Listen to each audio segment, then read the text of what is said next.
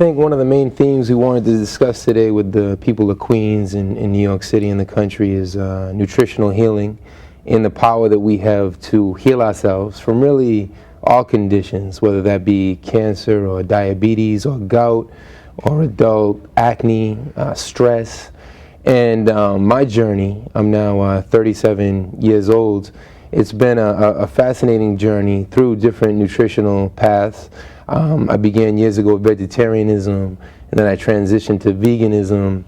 And as a boxer, I was always looking for a one-up on my, I don't want to say enemies, but on the, on the competition.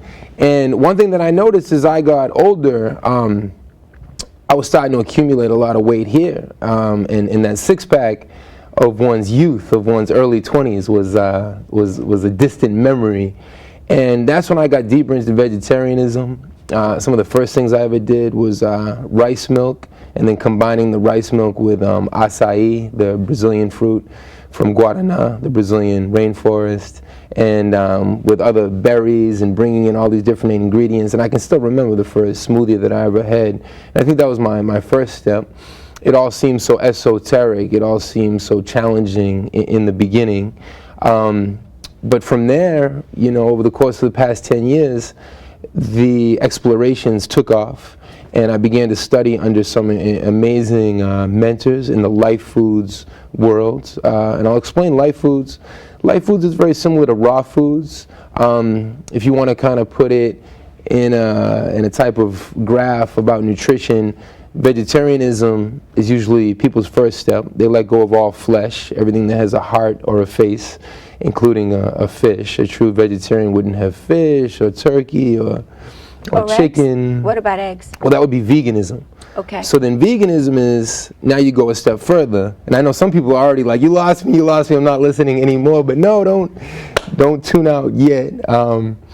Because we don't want this to be overwhelming, but we want to encourage people to take the steps that they can to meet people where they're at, to be generous and not overbearing with what we bring in nutritionally. So veganism then is that you don't have any animal products, so no eggs and no milk that comes from a cow or a goat.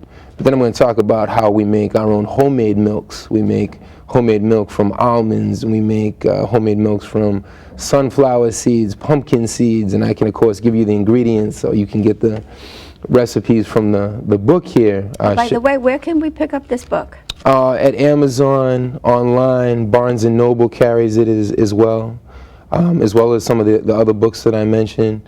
So my full-time job is I'm a professor of Latin American and Caribbean Studies. Though I was born and raised between Boston and New York City, Brockton, Massachusetts is where I spent the first 16 years of my life before I came to the Bronx, New York. My full-time job then is a professor of Latin American and Caribbean Studies, and then race, ethnicity, class, and gender. I was very fortunate to leave the United States and have a truly global vision of international events when I was 15 years old. My mother encouraged me and supported me, and I went to Cuba, and I began to pick up Cuban Spanish from that age. And then from there, I moved to Haiti in the Dominican Republic, where I began to study Dominican Spanish. And then living in DR, there was more than 1 million Haitians who were forced into economic exile, looking for survival in the Dominican Republic.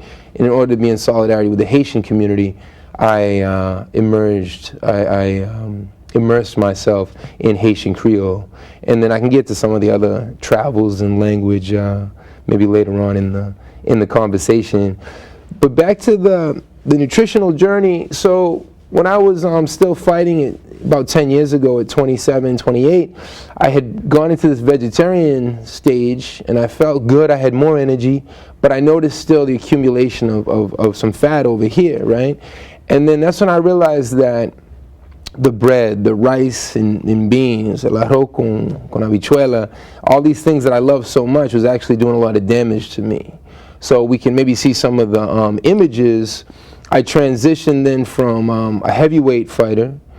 I used to fight at 240 pounds. I'm 6'6", so 240 was kind of the weight at the time. And then this is an image when I came down in weight. So I'm actually 198 in that picture. That's a Haitian fighter, Jamil Antoine, who fought out of Starrett City, Brooklyn. And it took an incredible amount of work. So when I got into the veganism, and then I got into raw foods, and then I discovered life foods, the idea of life foods is actually very simple, but also extremely complicated, because so many people will say, well, I can't have french fries no more, I can't have potato chips, and what you're actually letting go of is an incredible gain. It's a nutritional feast, and people will say, well, how can you survive like this?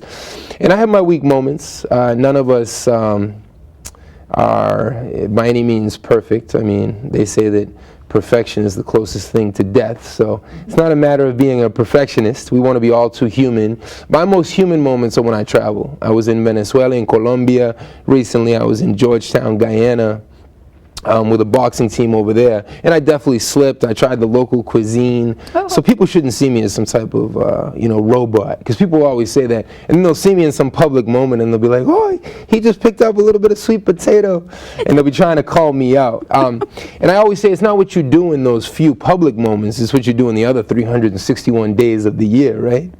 But people should be allowing with their bodies. They should follow the cues of their bodies. Your body's going to speak to you. And what my body has taught me in all of the research and peer-reviewed journals that I've looked at is that we have complete control over the toxicity that we put into our bodies. And to the extent that we can begin to let go, we do amazing things for ourselves. So at 37, I feel a lot younger now than I did 10 years ago. Amazing.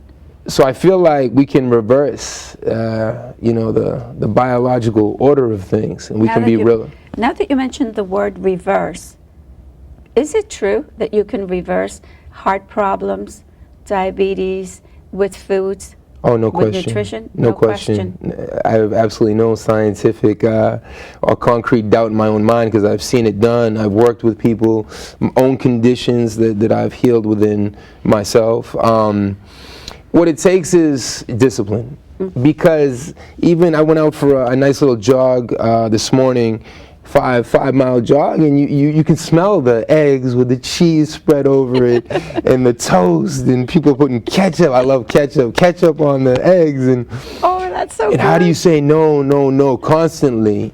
So what you're going to see with my lifestyle, we can begin to break out some of the jars here. This is a nice electrolyte lemonade. Very simple recipe, one of the best ways to get people started on reversing the aging process and on healing. This is just the entire lemon. You cut off the outside, the peel, and then you get the whole lemon there in the blender. The Vitamix are the best because it will really break things down. A Ninja or another type of blender is not going to have the same capacity to really break things down. And then in addition to the lemons, 3 lemons, for this is about 8 cups of electrolyte lemonade. You're going to bring in 3 scoops of raw honey. You're going to bring in your oils. Oils are very, very healthy. Coconut oil, olive oil, natural oils. You just don't want to heat them. Then they clog the arteries, and you definitely don't want to fry stuff or cook stuff. So my diet then, I don't have any cooked foods. I'll steam things. I'll steam broccoli. I'll steam collard greens. And I know that sounds overwhelming to people. And 10 years ago, if you talked to me about this, I would have tuned right out. I couldn't imagine it.